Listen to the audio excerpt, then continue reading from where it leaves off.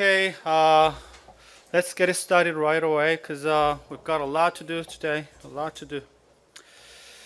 First of all, I'm gonna go over quickly what we learned so far over the past 3 weeks. Okay. So as you know, the first main theme or subject matters that we talk about was about theory, right? The meaning of the concept of theory and why do we need a theory in the study of international relations? Okay, so 성형 민혁지요. Okay, gave us a great oral presentation. And the key points, there are several key points that I want you to recall, right? First, there are many different types and many different understandings of what theory is, and more importantly, there is no agreement regarding the question of what theory should do. Okay. So the question is then, what type of theory do you support? That is the question that you need to think about hard, right?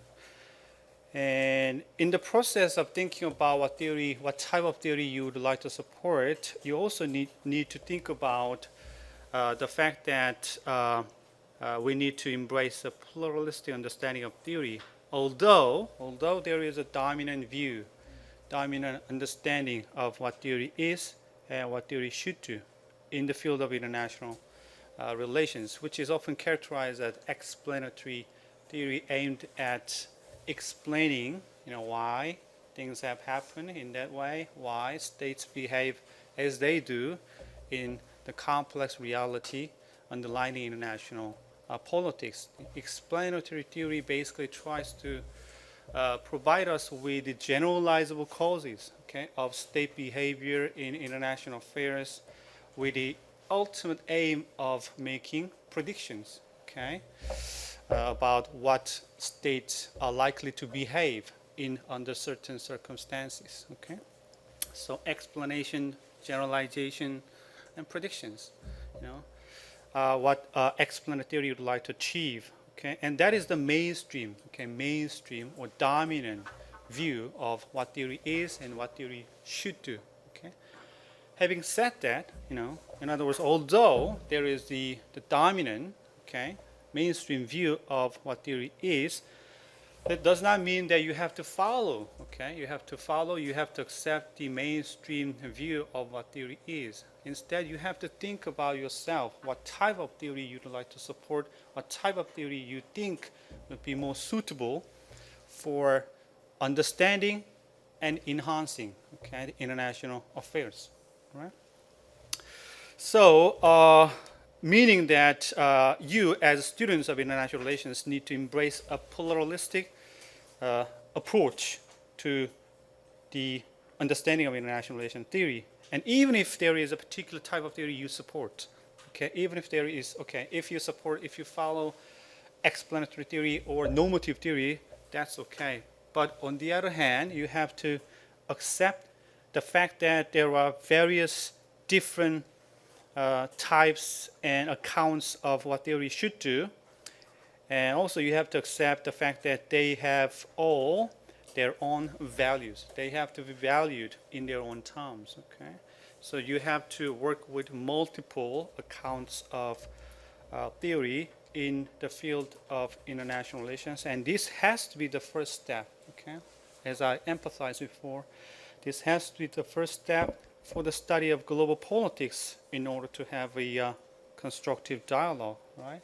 Otherwise, it's very difficult for us to have dialogue in the first place, If we just follow and stick to the one type of theory, although it is accepted as a mainstream view, it is difficult for us to have a dialogue, right, with others who have different views of what theory is, what theory should do. So we have to at least ready to embrace pluralistic understandings of what theory is, what theory should do, and that is the key to making progress in terms of the enhancing our understanding of international relations. That is one of the key points that I emphasize. In the very first week of this semester. Right. So with that in mind, we focus our attention on realism, which is one of the mainstream, as you know, mainstream theoretical views in the field of IR, right? So like I said, realism has been most widely employed by the students as well as analysts of international politics, especially of international security, okay, security. So these are some of the questions that I suggest you to think about, and Sang-Kyu Emily Dahyun gave us fairly competent oral presentation about realism 2 weeks ago, okay, a week before Chuseok holiday. And also we had a group discussion regarding these questions. For example, we have thought about the arguments and assumptions underlining realist perspective, and also we have thought about and discussed whether you agree with realist or not. And also we have thought about the main differences between classical realism and neorealism. And also we have tried to identify concrete examples of real life in international politics that realism can explain or realism cannot explain well. And finally, we have talked about the main strengths and shortcomings of realist theory. Okay. Also here, there are several main points, important points that I want you to remember, right? First, realism was the dominant theoretical tradition, especially during the period of the Cold War, right? And right after the end of the Cold War, realism was a serious challenge by other theoretical perspectives, including liberalism and constructivism, two of which we will discuss later on. Okay. Nevertheless, realism is still one of the mainstream theoretical perspectives in IR. And as I said before, it's not a single theory. It is more like a theoretical, or broad, or general theoretical perspective, okay, within which more specific theories could reside, okay, could be developed, okay. And realist thought has evolved considerably, okay, throughout the history of international politics. Hence, we have different, more specific theories under the heading of realism, including balance of power, balance of threat, power transition, and so on and so forth. Okay. But in general, it is safe for us to say that realism describes international affairs as a struggle for power among self-interested, selfish, or self-interested state actors. And more importantly, according to the realist thought, conflict and war are believed to be persistent and pervasive. Okay, according to their thought, realist thought, conflict and war have become sort of like a norm of international affairs that we cannot avoid. Right. So in short, most realists take a very pessimistic view of international politics. Then the question becomes why, okay?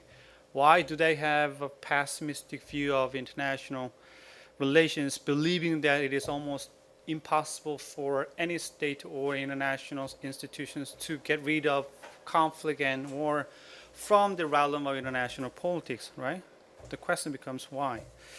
And of course, different realist perspectives or approaches do have different answers to that why question. First, classical realism, as I explained briefly 2 weeks ago, such as Hans Morgenthau, believe that states, just like human beings, have innate desire to dominate others, which will lead them to fight, right? To dominate their authority or their materials or their territory, and so on and so forth.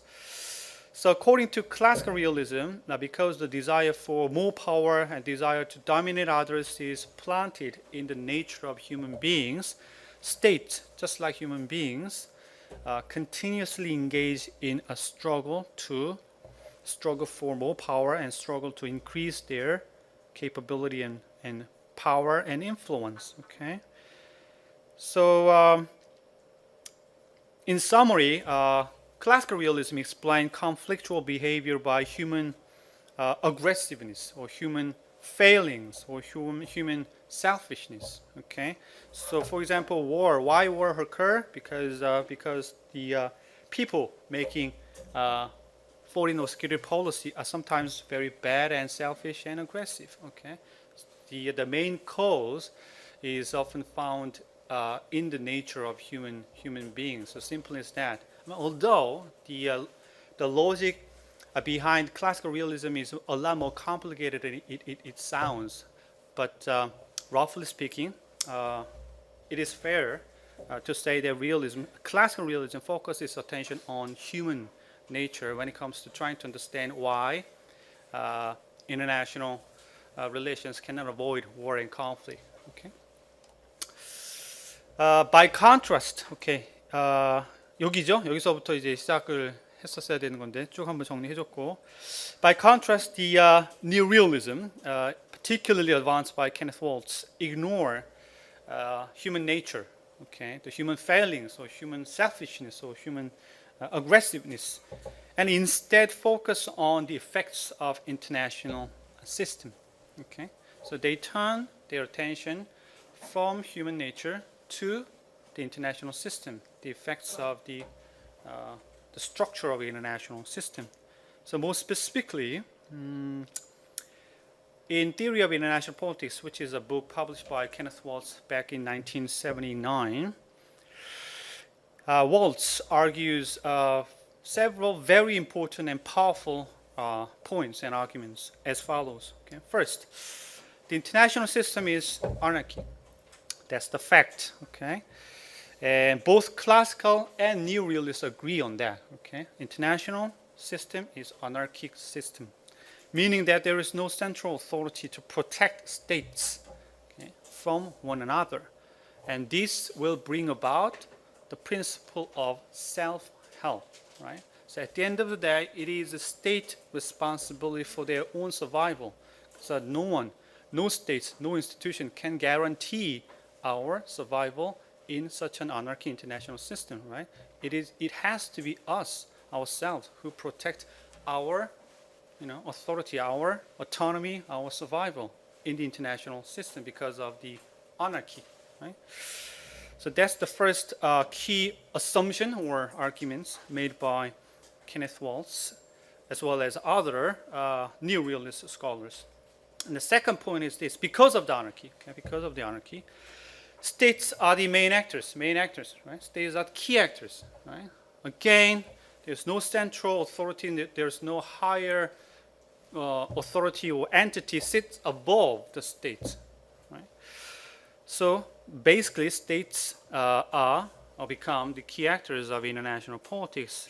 And in a similar sense, all states remain functionally alike, although they have different features in terms of internal political or economic systems or culture or religions. They don't really matter according to realist perspective because of the anarchy, okay, because of the effect of the structure of the international system constrained those states living under the anarchic system. Okay, so states are assumed to be unified and rational actors who have the same motivation, operating motivation, which is to survive by acquiring national power or increasing power in international relations. So therefore, states only distinguishable, right, by the relative power they hold, not by their internal characteristics. Right? And third, in anarchy, any state may at any time, right, use force to implement its policies, to guarantee, to ensure its survival. And each state has to survive on its own in anarchy, right? So again, any state may at any time use force to protect or to survive, or protect its survival, or ensure its survival, right? So as a result, the question of relative power, the question of relative material capability is or becomes a crucial factor in determining how states should behave in international relations. So in other words, who gains more, has become the key question that states have to be concerned with, okay, in anarchic system, simply because there is no central authority or entity or institution or world government that can protect states from other states, that can guarantee our security and survival. So the best way, in this logic, the best way to protect a state autonomy and ensure its survival in the anarchic international system is to increase the state's own power, resources, or formulate alliances, right, with other states to balance against more powerful states. Okay. So states confined by the structure of the anarchic international system rationally pursue power maximizing strategy. So simple again.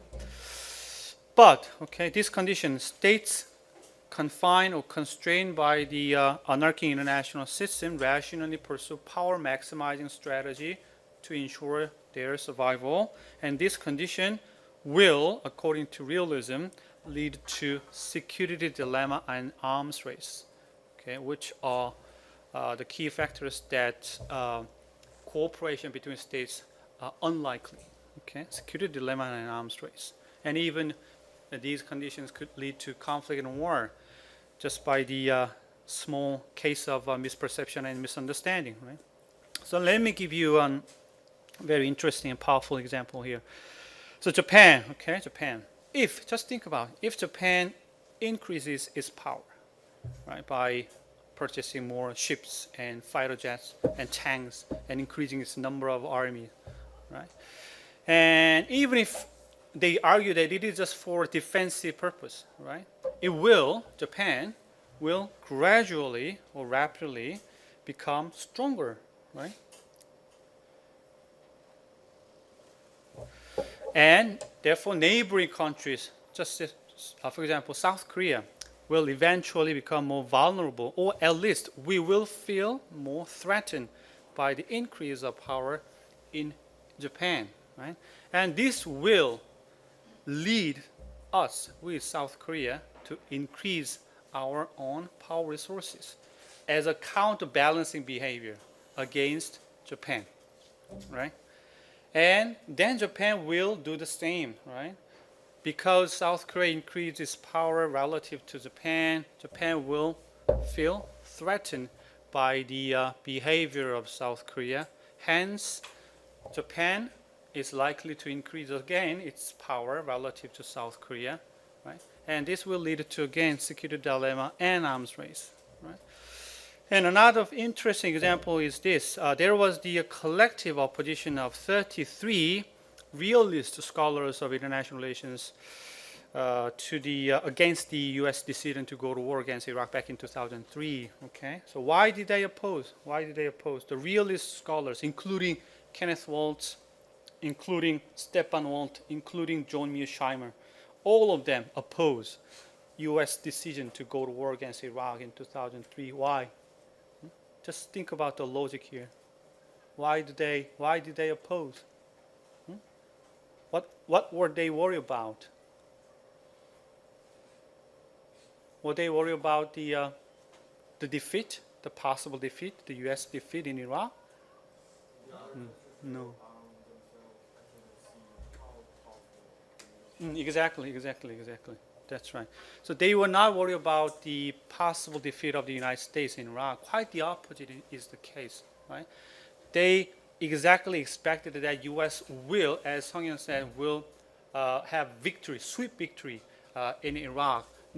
That would demonstrate how powerful the United States has been or is, right? And this will bring about the possible balancing coalition against the United States, okay? Because the United States show its dominant power to the world, and the other states, especially surrounding states, which have different views, would feel threatened by the U.S. sheer power, right? And they will try to balance against the United States. So that is a possible counterbalancing coalition. That is what they worried about, okay? The possible emergence of the balancing coalition against the United States. Because the United States, in the case of the Iraq War, show its dominant power, and which will threaten or which make other states feel threatened, right? So all of this, security dilemma, arms race, and power struggles are all the key ingredients of conflict and war, as you can imagine. And this is all because of the fact that what? Security dilemma, arms race, power struggle, all happen because of the one key anarchy, right? We are living in anarchy international system. Okay? And because of the fact that we are living in anarchy international system, there's a lack of trust, there's a lack of certainty, right? There is a high possibility of betrayal. Hence, states rationally pursue power maximizing strategy, but this will cause other states feel threatened. This will lead to what? Security dilemma and arms race. Will lead to conflict and war. Simple. 그치?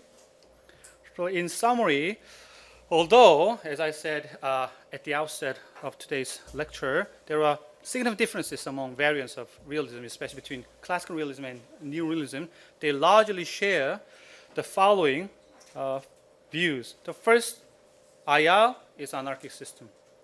Okay, the absence of central higher authority to settle conflicts or protect states from one another. And second, quite important, so because of the structure of anarchic international system, states rationally pursue power maximizing strategy, and this will or can lead to conflicts, security dilemma, and arms race, okay, misunderstanding, including. Therefore, realists take pessimistic view, okay, of international relations. So you see the flow of the logic of realism, okay, and simple, very straightforward, and even powerful, and easy to understand, easy to apply to real-world cases, right? So very powerful, easy, parsimonious, and straightforward. However, although it is very easy, powerful, straightforward, and parsimonious, and generalizable, there are many weaknesses, many downturns, many shortcomings. First, as you can imagine, yes, states are important actors, but some might argue that it's not the only important actor, right? There are many non-state actors, especially in the 21st century, marked by globalization, interdependence, and so on, and trade, and so on and so forth. And that is one of the questions that we will today focus on when we talk about liberalism. And another point, another line of criticism made against realism is this. Yes, power, material capability are indeed an important factor in affecting international relations and state behavior. But again, is this the only factor of international relations and state behavior? Again, we have the international trade, international organization, but what about religion? Okay, just to think about what's happening in the Middle East, in Syria. Okay, we do know religion, different sectarian of religious groups do matter, right? And also think about the immigrant crisis in Europe, right? Not only it's not all about power struggle. It's not all about relative power game or power position. It is also about money. It is also about finance. It's also about institutions. It's also about international trade and welfare and religion, right? So what's going on in the Middle East and in the Europe clearly demonstrate that international relations is not all about power. It's not all about state behavior, right? And another weakness of realism is this: it has failed to acknowledge the role of domestic politics. So all we are talking about here is the anarchy, the effects of international system, and states are basically remain functionally alike. They all think about power, power in terms of the material capability, right? So they do not take serious consideration of what's going on within the state. Right? Their focus is placed on what's going on outside the state or between states rather than inside the state, let alone what human decision makers are thinking about when it comes to international relations. Also, there are many empirical, real-life puzzling cases for realism. For example, realism often argue that states are the only important or the most important actor, but it is quite puzzling for realist scholars that the number of the international organizations keep growing. Okay, now we do have, according to data, more than 38,000 active IOs. Okay, 38,000, and every year we have more than 1,200 new organizations every year. Right, so the number continues to grow. That's quite puzzling from the realist perspective, right? Which argues that state actors are the only or the most important actor of international politics. And also another criticism or line of criticism can be made regarding the balance of power theory, which is one of the most advanced theory or most used theory within the realist perspective, right? Balance of power theory. Okay, according to balance of power theory, as you can imagine, a state has to behave balanced or have to balance against more powerful states. Then what about the United States? I mean, there are a great number of states that do not balance against the United States. Let's take a look at the South Korea. Okay? South Korea has never engaged in balancing behavior against the United States since the 1945, right? Although the United States has demonstrated its power and willingness to dominate other states in the case of the Iraq, right? Nevertheless, South Korea has shown its willingness to cooperate with the United States, right? Since the 1940s, even after the end of Cold War, right? So there are many puzzling cases that realism cannot really cope with well as there are limitations regarding the realist logic or unit of analysis employed by the realist scholars. So the most important point is that there is no agreement again regarding the best way of understanding and explaining international politics, okay? And different theories and do have different answers, and they do have different strengths and different lines of the shortcomings. So today we will think about whether liberalism is any better than realism, okay? So today we will focus on liberalism, the second or another mainstream theoretical perspective in the study of international relations, along with realism and constructivism. And these are the two core readings that I ask you to read before coming to the classroom. And I believe you have already read them. And these are some of the questions that I want to think about. The first, what are the main similarities and differences between realism, in particular neorealism, and neoliberalism?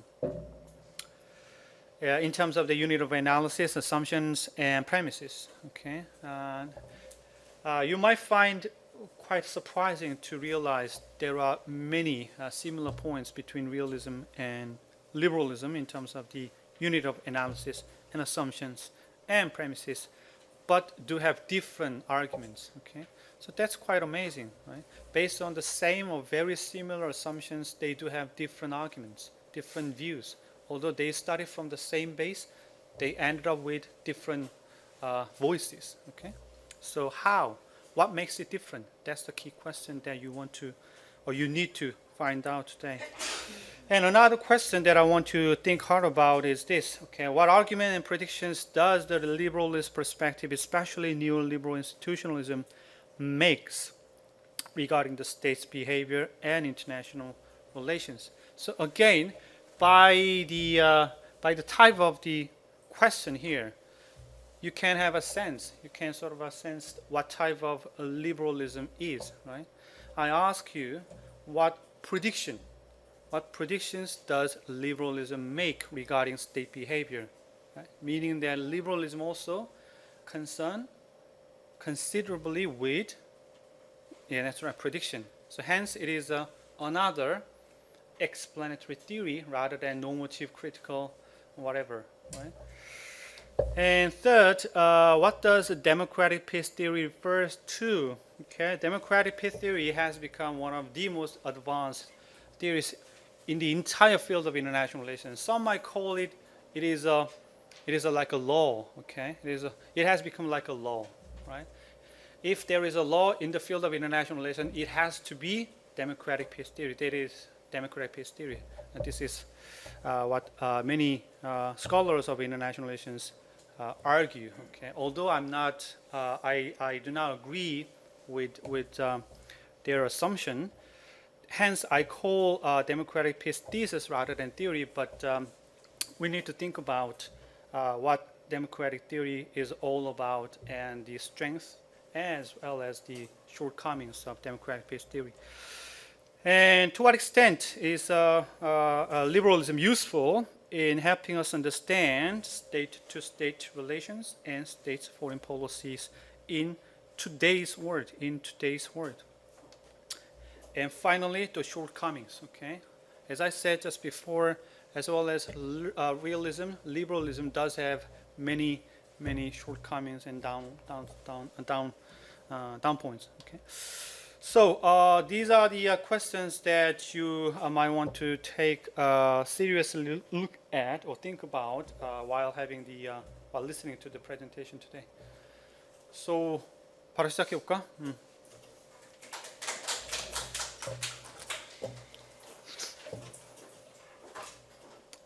이거를 얘기해 줘야겠다. 그래. 이거 하고 잠깐 쉬고 뭐 시작하자. Assessment 내가 지난주에 얘기했었지? Assessment criteria for your presentation. Okay. So total 10 points, right? So 5 categories and each consists of 2 points, so 2 points for each category, right? So first, time. As I said very clearly, your presentation should not be longer than 30-minute presentation. Okay, less than 30. The lesser, the better. Okay, I can guarantee that. Okay, the lesser, the better. And also, to make your presentation shorter, quite difficult. It's not easy to make it short but powerful and persuasive presentation is quite difficult to achieve. So time should not be more than 30 minutes. And second category is a summary. Of course, you have to summarize, right? The core readings. So it shows that your ability, you have to demonstrate your ability to provide a good general overview of the topic or issue or questions that you address. Okay. And the third category is critical understandings, which is probably the most important category that I will consider when it comes to assessing your oral presentation. So you have to demonstrate your ability to critically engage with the core readings. Okay, you have to provide your own perspectives, especially regarding how, for example, how liberalism, how constructivism, how critical theory, how feminism could be enhanced, okay, could be amended by whatever means you think would be necessary. Okay, so critical understandings, very important. Of course, you don't have to make criticism for the sake of criticism. Okay, if you agree 100% with realism, that's fine. Okay, but you have to be ready to have or reply the answers, the critical answers, critical questions that might be posed by the other students who do not agree with your perspective, right? So do not make just criticism for the sake of criticism. Just make your own arguments, your perspectives regarding the core readings. The first category is this contextualization, as I said, all right? In this category, I will look at your ability to apply the key concept, arguments, and the theory of the core readings to real-world problems and cases. Okay, so for example, if you support, say, liberalism or constructivism, then show us the bunch of example, real-world example, empirical example that can support your argument. Okay, or if you do not support constructivism, then show us the counter examples that can again support your argument. Okay, and also empirical cases closely related to South Korea or Northeast Asia or East Asia would be highly appreciated, because at the end of the day, we are South Korean students, or we are studying at one of the South Korean universities. So the cases related to South Korea or East Asia would be more useful. Right? And finally, presentation skill. It will be evaluated as a team, not as an individual. Okay. So. Hi. Today we are gonna talk about liberalism. First, the definition of liberalism and examples. Next, critique and discussions.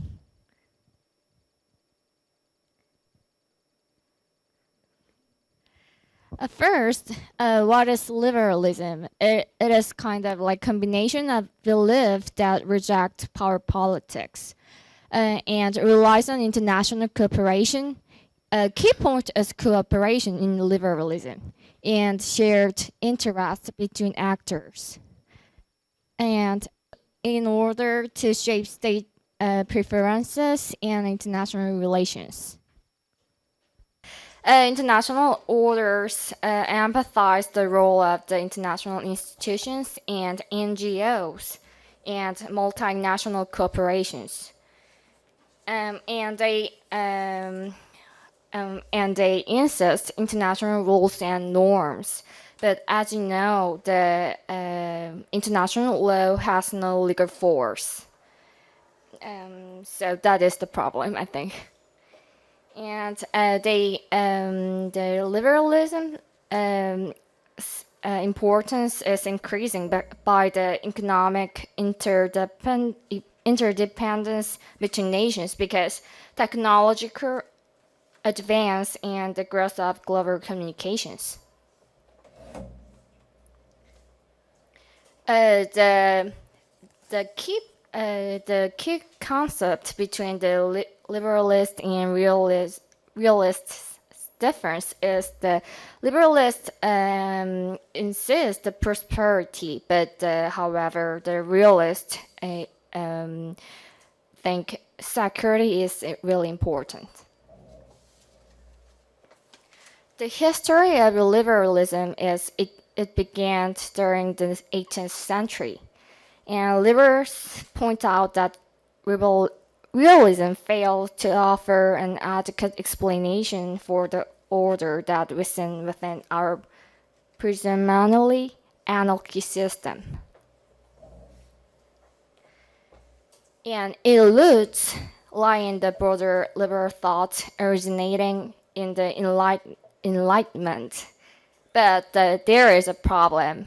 The problem of achieving lasting peace and cooperation in international relations and the various methods that could contribute to their achievement. The most famous liberalist is Immanuel Kant.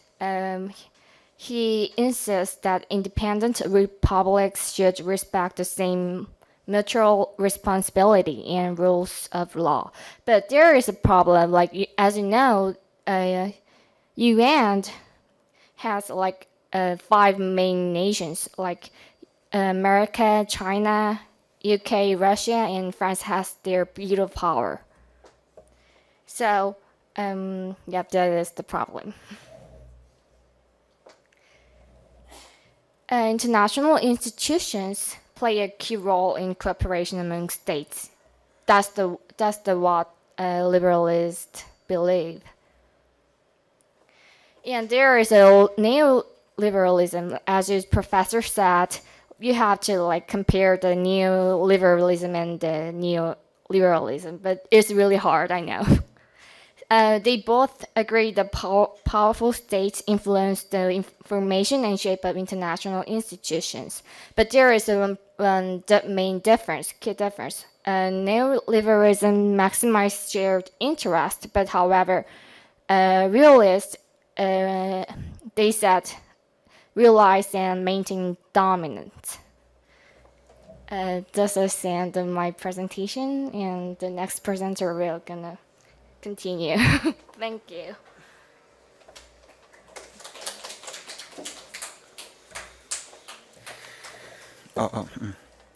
Yeah, I'm next presenter Yong Lee, and my presentation is began. This is the emblem of International Court of Justice and their headquarters in The Hague, Netherlands. One case from this court show you a good example of institutional liberalism. This is Anglo-Iranian oil company. This company was the first petroleum extracting company from Iran.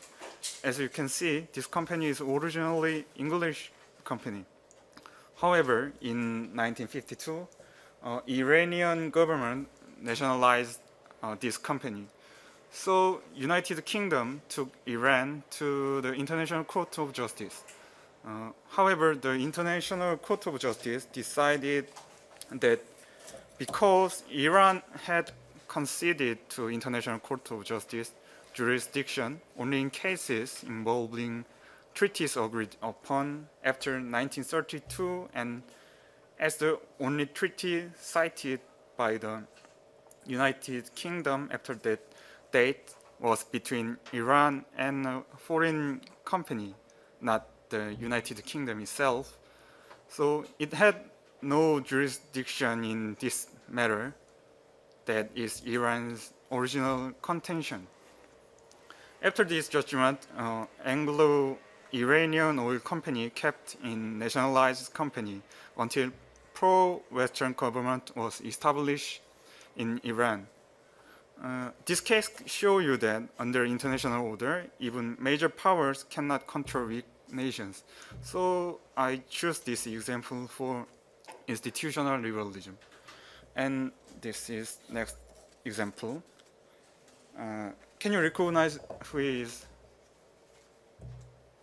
Yeah, he is Nikita Sergeyevich Khrushchev, the supreme leader of Great Soviet Union in this era. We talk about in this era, in early 1960s. So there is all joking about this era. The joking is, who is the greatest magician in the world? Then answer is, of course, Khrushchev is. He plants crops in virgin soil of the Kazakhstan and harvest from Canada. Yeah, this is about that era. Yeah. Before his era, Stalin purged great number of biologists, so Soviet agricultural technologies are regressed. For overcome this weakness, they changed their agricultural system into a collective farm system. This change makes a transitional phenomenon, so situation is going from bad to worse. Furthermore, our supreme leader's master plan is that overtake food consumptions of United States of America. Therefore, they make lots and lots of cornfield for cow fodder in not suitable environment. And there are more and more mistakes in this situation, but in consideration of the time, I'll skip that mistakes. Anyway, you already saw that their food production is kept reduced in former sheet. For that reason, Soviet Union government is so desperate for food. Then they decide to import food from world's largest agricultural sellers, North America. Yes, they import food from United States of America, Canada, and France, like first world nations. These first world nations export their food to their primary enemy, Soviet Union, and Soviet Union is paying large amounts of gold to their number one enemy, first world, because each actor's interests match each other's needs. It's only 1960s case. It means that this example is before the Tang era, and this economical needs make this business liberalism examples. And last example is democratic peace. One dictator makes horrible disaster in human history. Thus, someone needs to cleaning this aftermath. However, Germany and French relation is worst relationship ever they had before. So French and German government start conversation because each nation people want peace or peace, not war. About 20 years of conversation, they have the chance to get their wishes. In 1963, Elysee Palace, Paris, the president of France, Charles de Gaulle, and Chancellor of Germany, Konrad Adenauer, meet each other.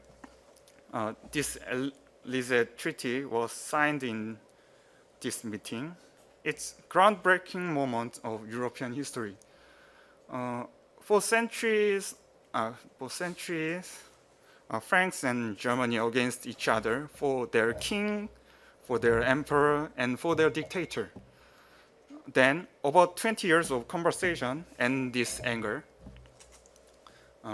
this treaty changed everything. Before this treaty, there is several communities in Europe, like ECSC, EEC, and so on. However, these communities didn't work properly because two of the most powerful countries didn't cooperate each other.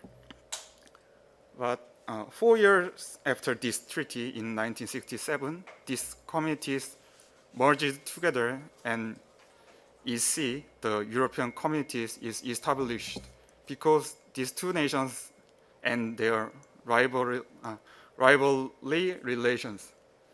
And now the EC is the roots of European Union, EU. Already you know. Now, as you can see, democracy makes better and stable relationships, even under history of hatiness in centuries. This is end of my part, and next part will be presented by Usung.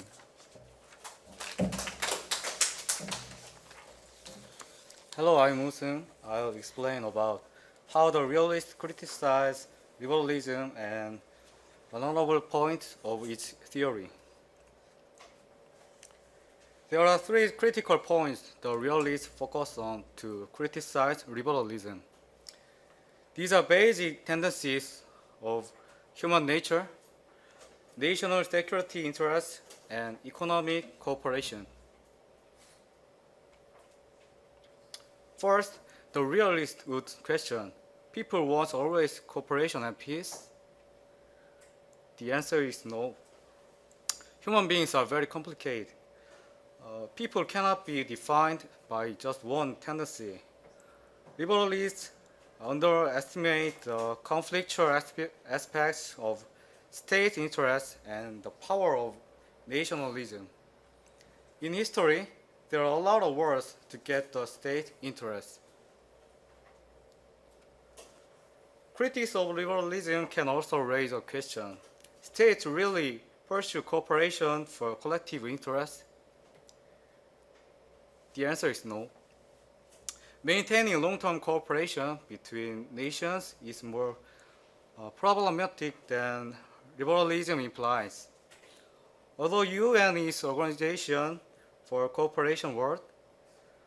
States in UN also changed their position by their national interests. And Tokyo Protocol, which is agreement for prevent global warming, couldn't be enforced well because some states didn't participate in because of their own interests. In addition, liberalism's proposed economic interdependence is subject to criticism on several points.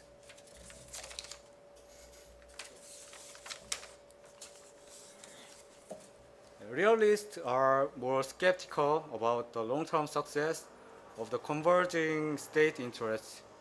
Changing priorities or global conditions make the outlook for prolonged economic interdependence somewhat problematic. In spite of this criticism for liberalism, it has the important meaning as the main theory. Liberalism offers a fairly flexible and nuanced explanation for contemporary international relations. Like all theories of global politics, liberalism has gaps and weaknesses, but it does offer unique insight into the changing nature of our 21st century world. Thank you for listening, and Eugene will lead the discussion. Hi, I'm coming back. We prepared 3 questions to discuss. The first one is analyze the case by other IR theories. And the next one is we want more examples about liberalism. And if you support liberalism, how could you solve the problems which are indicated in the chapter 3? But you have to know that, like the number 3, if you are realist, but just please think in the liberalism way. Yeah. Yeah, thank you. It presents in the textbook. If you read the textbook first, you can see that. So I just wrote down the textbook thing, but I will explain it again. In the textbook, they said neoliberalism and realism both agree that the powerful state influence that formation and shape of international institutions. But the neoliberalism think they agree that, but they assist maximize the shared interest. But the realist is the main reason why they have a international institution is realize and maintain dominations.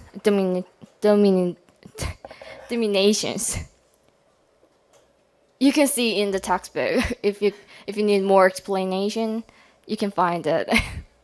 The neoliberalism.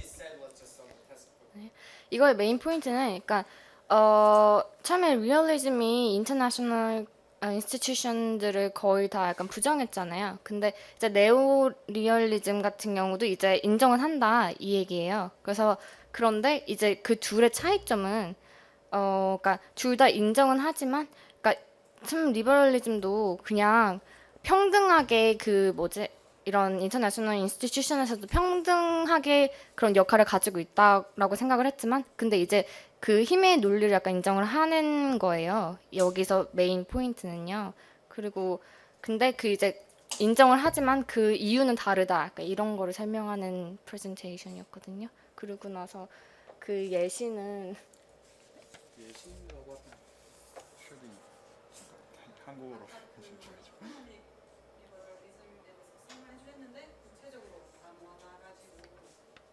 그 부분이요? 다른 예로 들만한 게 지금 어떻게 보면 한국어로 예를 들면 남북 관계 같은 경우도 이런 사례라고 할 수 있는데, 사실 남한과 북한이 이런 군사적인 긴장 관계와 상관없이 그런 개성공단이나 아니면 뭐 예를 들어 대중무역이나 뭐 낮은 선봉지구 이런 거를 통해서 충분히 그 경제적인 이득을 서로의 그런 주적이라는 그 정의와 상관없이 서로 만들어가고 있는 것을 봤을 때, 그리고 그 경제적인 이득 때문에 이런 평화가 어느 정도 유지되고 서로의 대화 채널이 유지가 되는, 그게 이제 그 리버럴리스트들이 봤을 때 비즈니스 리버럴리즘이다라고 보는 거거든요. 예.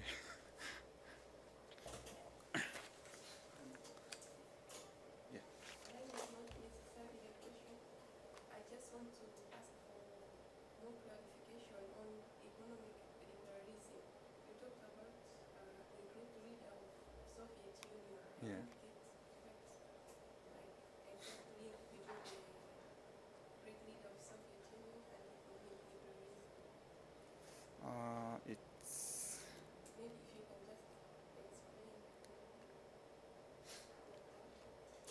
I mean, if you can translate this. 그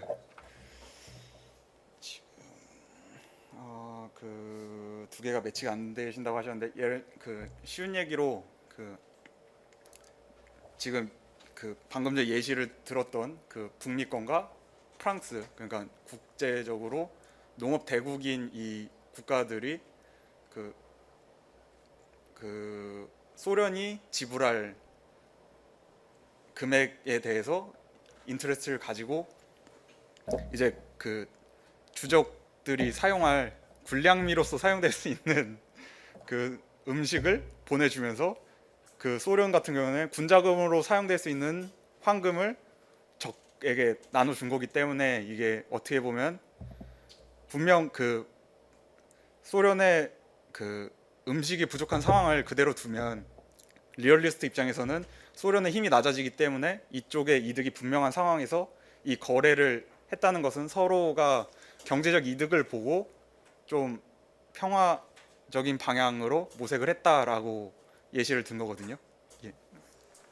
그래, I like the fact that they provide us with some of the examples of the neoliberal institutionalism and economic liberalism, although they are not quite clear, but they at least try to provide us the concrete examples that help us understand what economic liberalism or neoliberal institutionalism referred to, right? And also they provide us, I like the fact that they have tried to offer the criticisms, what criticisms exist against the liberalism.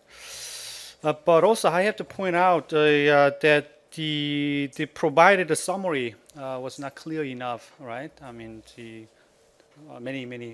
several questions already posed by the students about the basic understanding of liberalism, especially economic liberalism, and also their presentation sort of lacked their own critiques of the liberalism, economic liberalism or neoliberal institutionalism. But I'm sure that when we undertake group discussions, a clearer understanding of liberalism will be achieved. Okay, so as usual, let's do group discussions. Okay, these are the questions that I myself made while considering the three questions posed by today's presenters. Okay? So these questions sort of include their questions as well. So the first question is the similarity and differences. Okay, this is a basic question that we must understand before we go any further, right? Before we go toward constructivism and another theoretical perspective in IR. Okay, we have to understand the differences and similarity between liberalism and realism. Okay,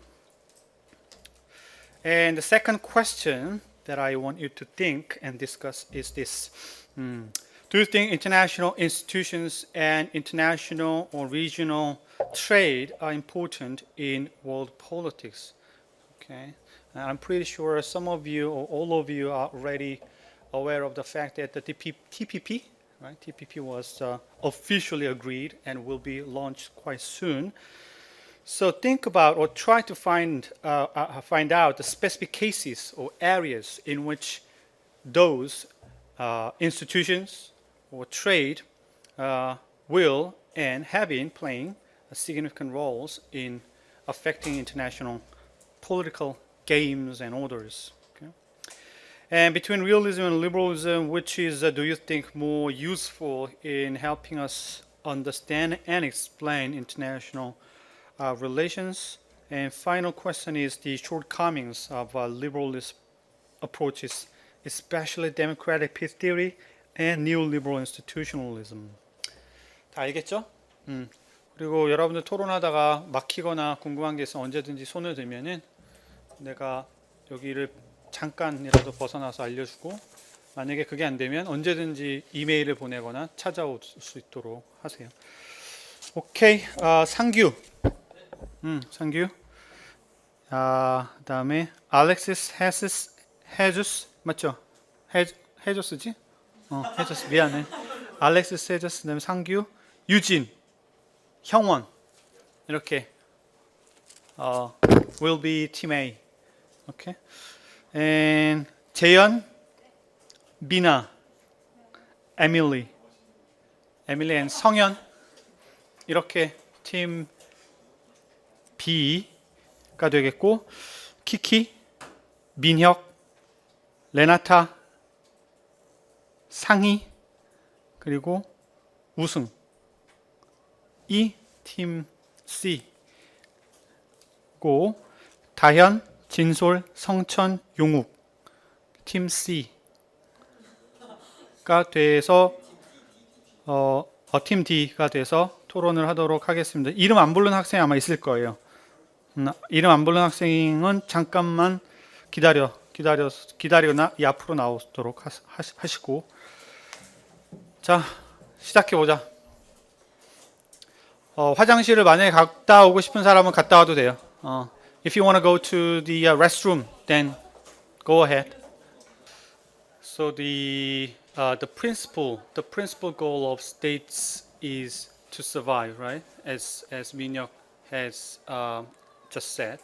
But how to achieve the survival, state survival, would vary depending on what perspective you might want to take, right? That's the key. That's the sort of the summary of what Minhyuk had just said, right? The differences between liberalism and realism. And what else? 또 뭐가 있을까요? We could approach this question more systematically using different categories. For example, in terms of the levels of analysis, or in terms of the unit of analysis, in terms of the assumptions and premises underlining these two theoretical perspectives, right? For example, as you know, both perspectives believe that international system is what? That's right, yeah. Both theoricists, both theoretical perspectives firmly believe that it is indeed anarchic system. International system is anarchic system. That's the one of the key similar point shared by both theoretical approaches. And then 뭐가 있을까? Oh, exactly. Good point. Okay. Although liberals tend to embrace non-state actors as the players that could generate influences, right, in international affairs, nevertheless they treat states as a main actor. Okay? Not the only, not the most, but one of the main actors. Also the similar points, right? Good. Gain, absolute gains, okay. Relative gain versus absolute gains. But what makes the relative versus absolute gains so important in this matter is how to order how to order, or whether or not we could order the anarchy or anarchy international system. From the realist perspective, it is almost impossible for any state to have order, right, 질서, within the anarchy international system. Whereas liberalists tend to believe that it is possible to have stability and order within the anarchy international system, thanks to international institutions, thanks to economic trade, okay, thanks to democratic values, thanks to democratic political system, and so on and so forth. So the important point here is that we need to try to understand what mechanisms, okay, through what processes those institutions or economic trade could play, okay, the role of reducing the negative effects of international anarchy, that is uncertainty, right? The negative effects of the international system, anarchy international system, is the uncertainty. 얘기했죠, uncertainty, and mistrust or distrust, lack of trust, right? So the question is, how could international institutions could reduce the existing uncertainty under anarchy? That's the key question. 이 되겠죠. 이 얘기를 종합을 해보면. So relatedly, that brings us to question number 2, right? The cases, specific cases or conditions under which international institutions or economic trade can play significant roles of international politics, in particular, bring us the stability and order to such a complex and anarchy international system. 어떤 케이스가 있을까? Probably that case just offered by Eugene is a case that liberalism, or in particular neoliberal institutionalism, cannot explain quite well, right? I mean, although we try to resolve the comfort woman issue, not we, but some of the politicians try to resolve this issue through the mechanism of international institutions such as the ICC or United Nations, but it can or it never will be resolved in that way because of many reasons. For example, the collective memory shared by South Koreans, and the also power game between Japan and Seoul, right? So probably there could be other cases that liberalism could be excelled at, right? Liberalism could be applied to well. 뭐가 있을까요? EU, good. EU, the evolution of the European Union, starting from EC and then EU, and there is a saying in the field of international relations that it is the war in Europe is unthinkable. Again, for many reasons, but one of the key reasons for such a projection is that the institutions, the role played by the European Union, right? And what else? Another case? Supporting evidence of liberalism. ASEAN, another case, good. ASEAN, EU, the United Nations, right? I mean, although liberalists do not claim that any international institution, including EU or UN, sits above the states, they do not claim such a thing, right? But they claim that international institutions such as United Nations or ICC or EU or ASEAN could play a bigger role than most realists believe them to play, right? So that's the very subtle difference there. 또 있을까요? 혹은 area, or conditions? TPP, yes, TPP. 혹은 어떤 condition? So are there specific conditions under which liberalism is well applicable? 뭐가 있을까? 우승? 아까 얘기했잖아. 우리 컨디션, 우리 이제 조건, 어떤 조건 하에서 있어요?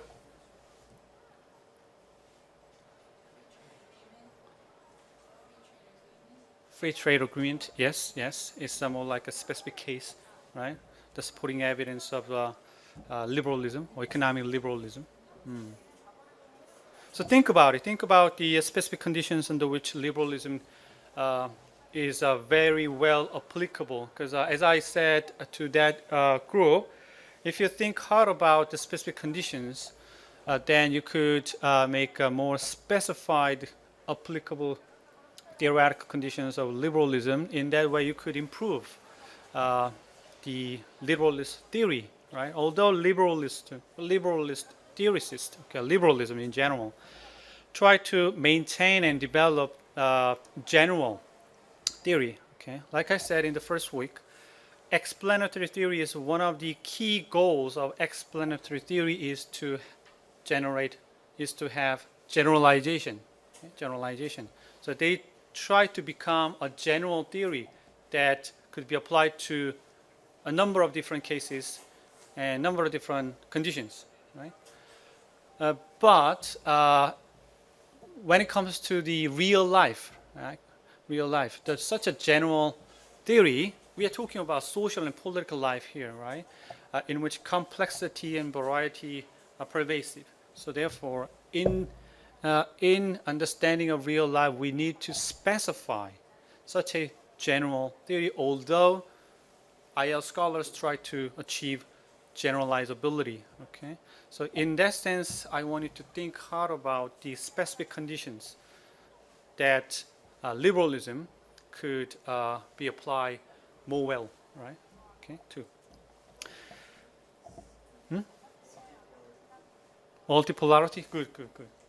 그러니까 그런 거지. 그러니까 예를 들어서 어떠한 조건 하에서 우리가 좀 더 그만하자. 이거는 뭐 석사 이상 되는 수준에서 얘기를 많이 하던 거니까. Anyway, think, okay? But good point, okay? If, I mean, what just Minyak has pointed out is quite telling, right? Very precise.